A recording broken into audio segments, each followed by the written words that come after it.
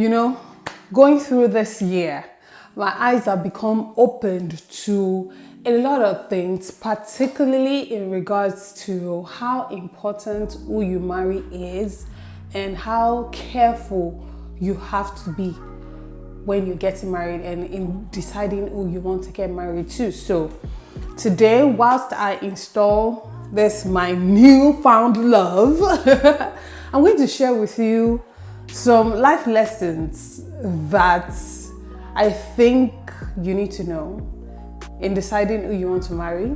So if you're single, this is for you. Even if you're married, you know, things that you can be aware of, that you should be aware of in getting married and as far as marriage is concerned, based on my own limited knowledge, right? All right, number one, things change, life happens. And who you marry is very important because you don't know what is going to happen. You don't know what life is going to throw at you, how the person you're with is going to react to whatever situation is going on.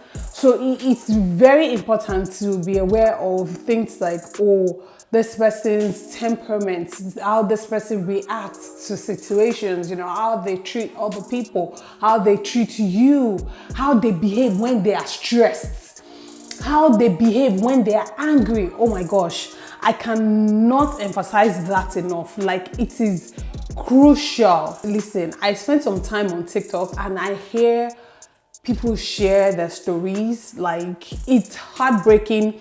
So many things that people face in their marriages, you know. So these are things you need to be aware of. So don't get carried away with the romance. Then pay attention. Okay, how does this person treat their friends? How do they talk about their friends to you? Do you get what I'm saying? Like, it's all a reflection of who they are. I was talking to my husband the other day and I was saying, you know what? Someone acted a certain way and my husband was saying, oh, is it him? Is it him? As in my husband, like this and that. And I was like, no. It has absolutely nothing to do with you. You cannot put that burden on yourself and start to blame yourself for someone else's inactions or someone else's irresponsibility, right? It has absolutely nothing to do with you.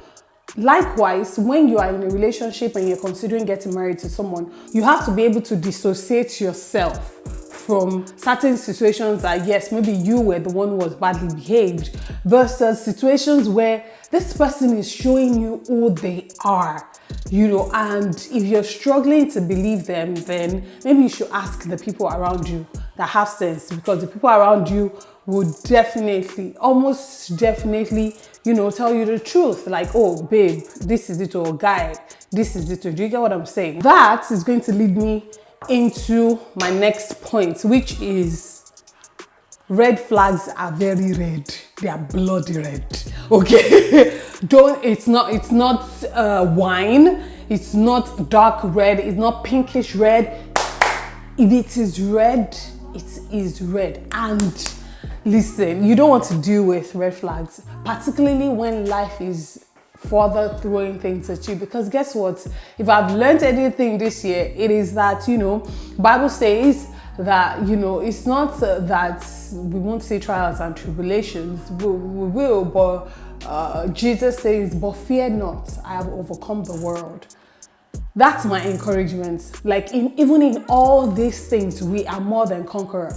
But you can only be more than conqueror when you are with someone who also understands that they are more than conqueror. Not someone who is looking at you as the source of their family problem. Not someone who is looking at you, who is going somewhere and they're telling him or her, and they're like, oh, you know what, it is this person that you're with that is causing your problem. And then suddenly you have now become the person that you never thought you were. Do you get what I'm saying? So red flags, when you see them, don't try to romanticize it and say, oh, red is the color of love. It's the color of Valentine. It's something. Please, don't fall for it. You know. Let me wear this before I continue. Because how do you guys wear your wigs? Because sometimes I struggle to place it on properly. Like, Okay. Okay. Oh, shut to do. Okay. Okay. So now I can adjust it. Life lesson number 3. Sometimes maybe you are the problem. I hate to break it to you. Oh, I wanted to wear my wedding ring. I forgot. I hate to break it to you, but you need to do some soul searching, okay? Because let me move closer. Sometimes, I know we don't like to tell ourselves the truth. We like to think maybe we are walking on water. I'm the best thing that ever happened to him or her. I'm the best thing since sliced bread. I'm the mirror. I'm considerate. Yeah, we get it, okay? But sometimes maybe you're the problem. Maybe you need to reevaluate yourself. Do you get what I'm saying? Maybe you need to do some soul searching, some inward looking, particularly when you have patterns repeating themselves. Let me talk about that a bit. Maybe you see you've dated several people and then you start to see a pattern of maybe being broken up with or certain traits showing up in your relationship. Do you get what I'm saying? Or maybe you start to see that, your reaction is always towards this kind of direction, or is always a particular way to a particular situation. I'm making sense to you, right? Maybe you start to feel like, wait, I'm dating, I just keep recycling the same type of men. Particularly if they are men that or women that are just toxic and they're not good for you. And you're starting to realize, wait, I'm just doing rinse and repeat. It is exactly the same man in a different body with a different name. Do you understand? You need to do some soul searching. Maybe that is the problem. Maybe you're the one that needs to reevaluate what your priorities are. Maybe you're the one that needs to check your behavior. Maybe you're badly behaved. I'm sorry. I'm sorry that I have to say it. I'm doing this thing at the back. I'm sorry that I have to say it, but someone has to say it. Please don't be offended. Please forgive me. Okay, I'm sorry. I'm just joking, but no, I'm serious.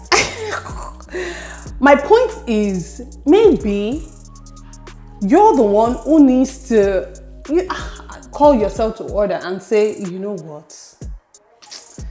what, maybe.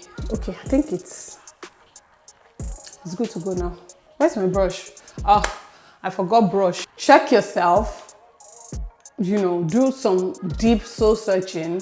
Do you need to change the type of men that you fall for, or the type of men that you think because sometimes, we are all about the type of men or women that we want, that we forget what we actually need.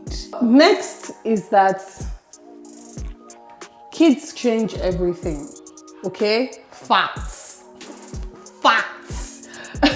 Someone will say, oh, Adenike, but you have just one. What do you know?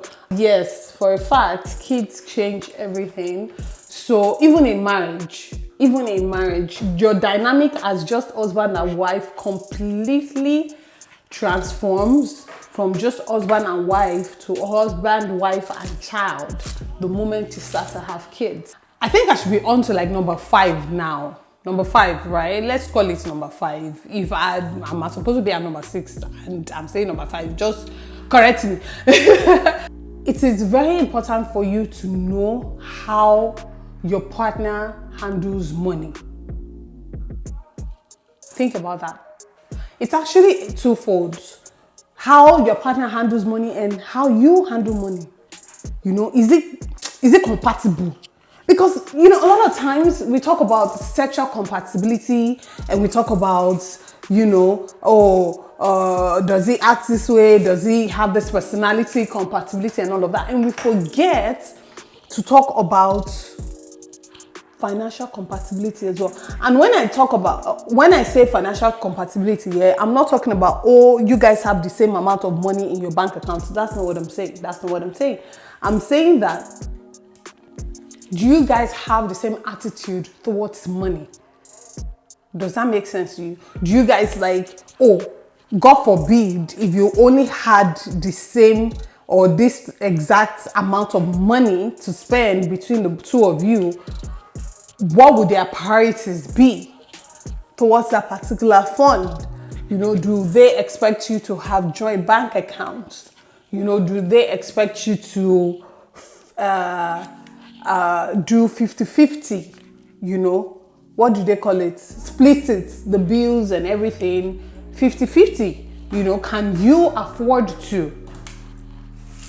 All of these things are very important because money can cause fight too, even between husband and wife. I know it causes fight on a normal between humans, but I'm telling you, even between husband and wife, you know, it causes fights. Honestly, I think I'm good.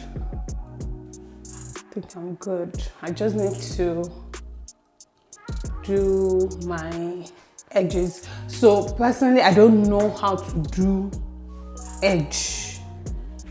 What do you call it? Edge. Baby hair, okay? I don't know how to do baby hair. But I can at least do something such that my edges aren't oh, I think I had some glue left here. Just something simple, just so that it hides the lace a bit. Just something like this. That's what I usually do. And then I put a bit of glue to hide. I don't like how you can see my wig cap, see? Because you can see the wig cap. Oh, come back now. You can see the wig cap here and then see my actual skin here. So what do we do? Oh, let me adjust it. Because I keep looking at it and I don't like it. So let me see if I can fix it.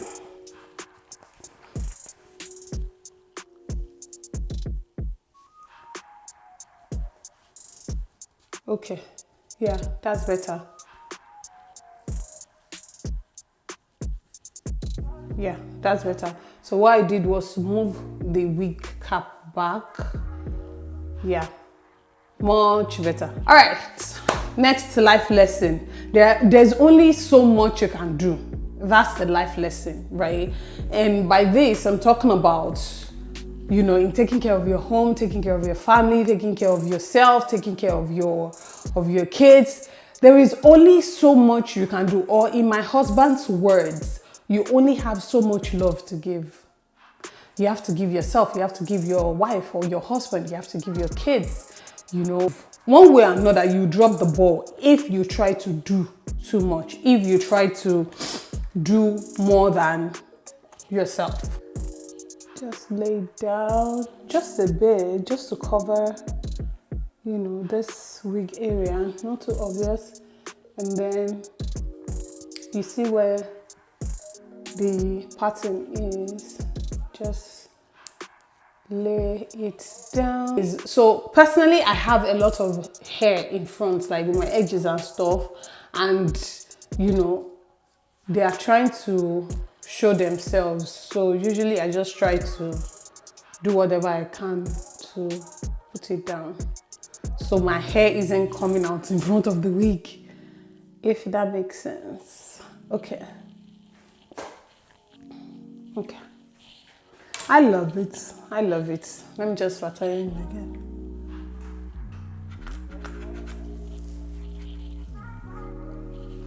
Whatever it is, you know, there's nothing we can do to replace God in our lives, in our homes, in our families, you know. So it's very important to also make God a center of your life individually, and of course a center of your home as well, because there are so many things that life will throw at you, and you know, it's just that hope in God and that faith that you guys will be able to hold on to, you know. So these are some of the things. I know there are a lot more, but again, you cannot know it all before getting married. You know, there are some things you just have to find out by yourself after getting married.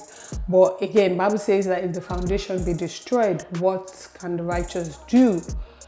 Meaning, at the end of the day, there are still some core things that need to be in that foundation. There are some core things that you should be certain about before, jumping the broom. So, even if it's one person out there, hey!